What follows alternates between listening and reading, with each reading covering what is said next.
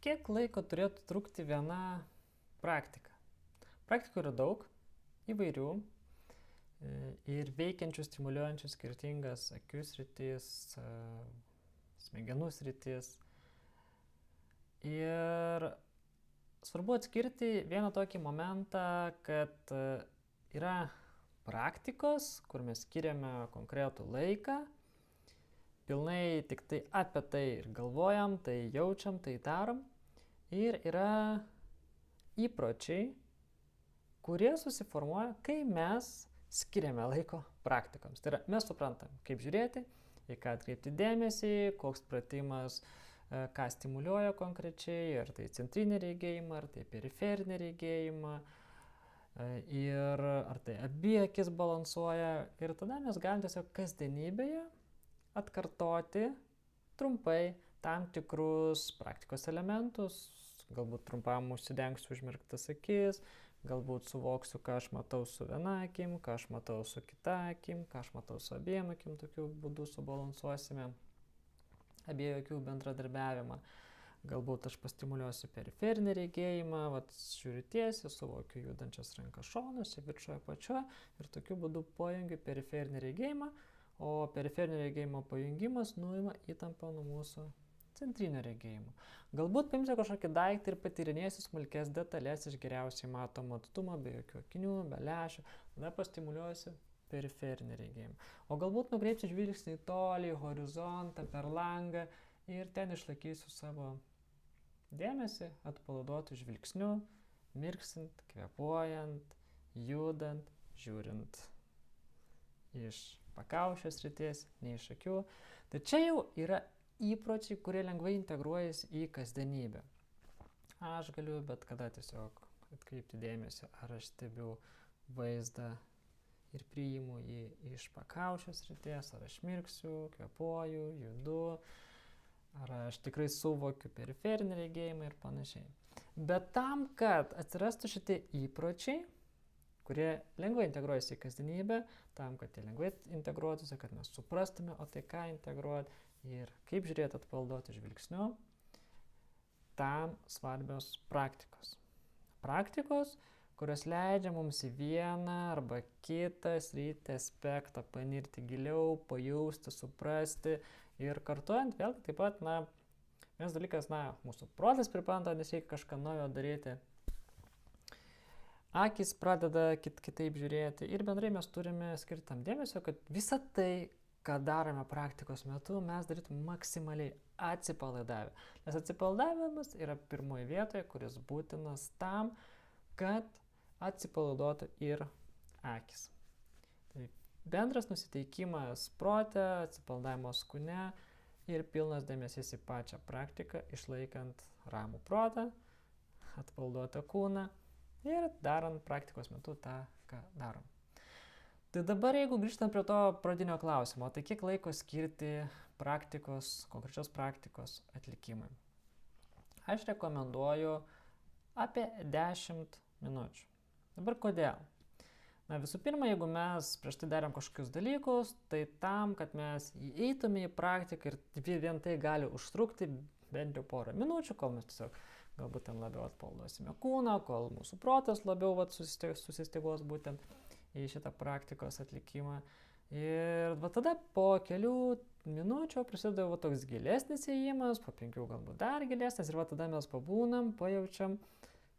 Ir paskui, tiesiog vienam galbūt greičiau, kitiem lėčiau, gali jau tiesiog norisi kažką kitą veikti, pakeisti veiklą ir nutraukti praktiką, tai vis tiek pabuvus 5 ar ten į 10 minučių. Jeigu patinka, galim daryti ir daugiau, bet toks, auksinis skaičiukas būtų orientaciškai apie 10 minučių, kad mes ir spėjom įeiti tą praktiką, ir joje pabūti, ir išeiti irgi ne tai, kad lėkiu iš karto, bėgiau praktiką ir vėl kažkur ten darbus į veiklas, dar kažką, nes vėlgi praktikos metu mes gilinam savo atsipalaidavimą. Būnam tame, jaučiam tame, kaip jaučiasi akis, kaip jaučiasi veidas, kaip jaučiasi kūnas, kaip nusteikęs protas. Ir lygiai taip pat tikslas yra vėlgi ne tai, kad užbaigiau praktikai, viskas vėl einu į savo įprastą kasdienį. Ne, mes turim tą būseną, savo būseną, savijautą, emocinę, fizinę, taip kaip mes žiūrim tą atpalaiduotą žvilgsnį, mes turime šiesiog lengvai išsinešti į savo kasdienybę. Tai va tas 10 minučių toks intervalas optimalus, kad mes spėtume įeiti, pajausti, pabūti ir sklandžiai išeiti, kad išsineštume tą patirtį į savo kasdienybę. Ir va taip vieną kartą įeinam, lengvai išeinam, kitą kartą einam, lengvai išeinam. Ir tokiu būdu mes tiesiog ugdam tą įprotį, atpalaiduotą būvį, atpalaiduotą žiūrėjimą ir išsinešam jį į savo kasdienybę. Ir lengviau tada mums integruoti, prisiminti ir kad tas mūsų būvis, būsena taptų vyraujantis kuo daugiau dienos eigoje. Tai vienai praktikai apie 10 minučių. Jeigu daromas kelios praktikos per dieną, tai aš rekomenduoju jas paskirstyti dienos eigoje. Geriausia padarom kažką ryte, kažką per pietus, kažką vakare, jeigu dar yra galimybė dar tarpose. Ir tokiu būdu mes tiesiog dažnai įeisime tą būseną, atpalaiduosime, vėl kūną, žvilgsnį pabūsime, išeisime. Vėl kažkur momentą įeisime, išeisime. Kol galiausiai tai, ką mes išsinesim, vis ilgiau tęsis, vis labiau mes palaikysim atpalaiduotas akis. Ir, kai jau prasidės regėjimo paryškėjimai, tai tiesiog jie ilgiau užtruks, tie pagerėja ryškesni vaizdai ir tiesiog ir pats regėjimas žymiai labiau dienos eigoje išliks geresnis, nes mes tiesiog dažnai suteiksime savo kūnui, protui, akims atsipalaidavimą. Ir dėl to svarbu dažnai kartoti, tai tiek praktikas paskadame dienos eigoje, kur mes einam gilyn ir pabūnam. O gal kalbam apie įpročius, tai iš vis galima tiesiog kas valandą kažkokį dalyką prisiminti, kad pažiūri per langą, atpalaiduoju žvilgsnį, pamosikuoju rankomis, periferinė reaguoja vėlgi, nuimu įtampą tokiu būdu nuo centrinės regos, kai suaktyvuoju periferinį regėjimą.